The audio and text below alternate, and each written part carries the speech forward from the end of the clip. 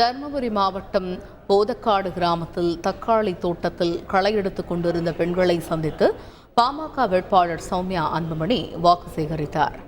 அப்பொழுது தக்காளி தோட்டத்திற்குள் இறங்கிய சௌமியா அன்புமணி களை எடுத்தபடி சில வாக்குறுதிகளை அளித்தார். தான் வெற்றி பெற்றால் தக்காளி தொழிற்சாலை கொண்டு வருவேன் என்றும் விவசாயிகளுக்கும் விவசாயத்திற்கும் முக்கியத்துவம் அளிப்பேன் என்றும் உத்தரவாதம் அளித்தார்.